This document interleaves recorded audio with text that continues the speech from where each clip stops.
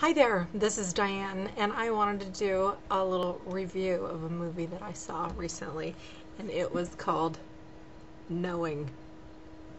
This had Nicolas Cage in it, and my goodness.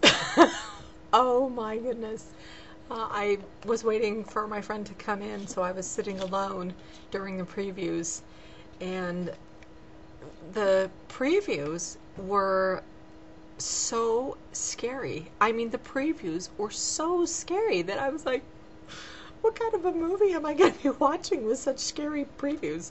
One of them was this preview for this movie called Drag Me to Hell, and it was an old woman who came into a bank and she begged for an extension of her mortgage, and the lady denied the loan, and so she cursed her. And I mean, anyway, it was just really, really scary. And I thought, oh, you know what?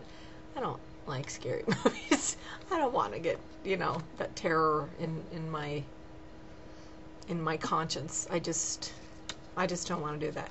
And the other one was called Sisters for Life, and it was about these sorority sister girls who one of them got dumped from this guy, and then they said, oh, if he dumps one, he dumps all of us, and then they were, going to get even, and so one other girl went out with him and pretended to die, and then, anyway, it's crazy. It's just so crazy. So those were the previews that they showed, before this movie, Knowing.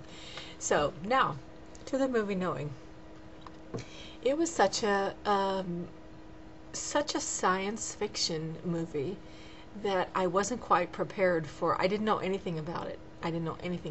I had seen a preview for it with this page about these numbers and how there was this time capsule that this elementary school had buried, and then 50 years later unearthed it.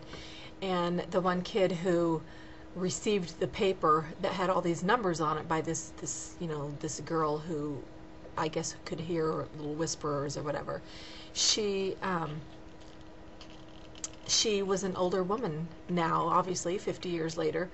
And anyway, the kid who got her paper, his dad happened to be Nicolas Cage's character, who was a professor at MIT, like a nuclear physicist. And so they showed him in his classroom, and I loved that scene. There were a couple of scenes where they showed him in his classroom, and I wish they would have shown more of that, because it was just really, really delightful to see him in that kind of a role, because he was enchanting, he was charming, he was funny, he was intelligent, and it also showed the kids, the college-age kids who were there. I really did enjoy the scenes where he was in the classroom. And then when he got this piece of paper and sort of decoded or deciphered what the heck were these numbers, he realized that every major catastrophe had been predicted on this paper through numbers or coordinates or something, and I won't give away too much, but there were like 3 of them left to have happened, and it predicted how many died and where it was and when it was and all that kind of stuff. And so that's how the whole thing, that was the premise for the whole thing, is that he was privy to finding out when these amazing tragedies would happen, and then he would go there, and he wouldn't know why. I mean, he couldn't stop them from happening, but he wanted to be there and see what was going on. So what was really fascinating, and I'll try to make this as brief as possible, if that's possible. I know I can get a bit verbose at times, but hey, this is one woman's opinion, right? If you don't want my opinion, don't ask me. So anyway, what was really amazing about this was the whole concept of the earth being destroyed from a natural phenomenon, in this case sun flares. And this theme I have seen in several different movies, where it's like the earth's going to be destroyed, and so it's either through aliens or whatever. And if you are a religious person at all, and you have read the Bible, and you see the earth will be burned and all that stuff, and Nicolas Cage said in one of the interviews that I watched, like, this movie has something for the evolutionists, it has something for the creationists, and I think you'll find it intriguing, and that's something like what he said. And it was, because it kind of made you think about, if you do read the Bible and you look at the prophecies and how the earth will be burned at the last days before the second coming of Jesus Christ, how that might happen. This was one artist's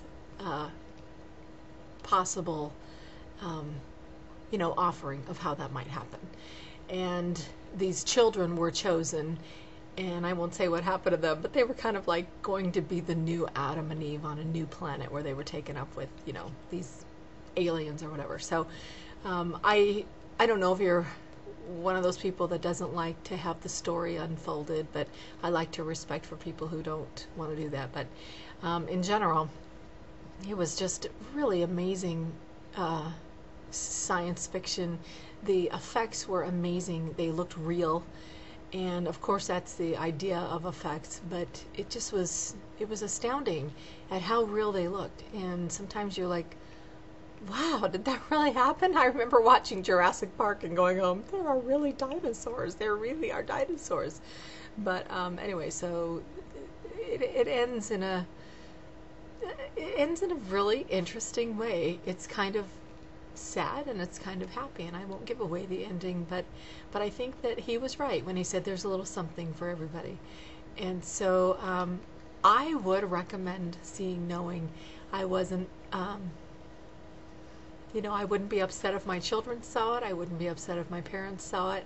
I don't think my mom would like it because it's just too sci-fi. She doesn't really love that sort of thing. But it was a good movie. It made you think. And it made you sort of think about what might happen if you believe in sort of the second coming, that sort of thing. Anyway, that's my review for Knowing. I hope you enjoyed it. Thanks for spending this time with me. I'm Diane.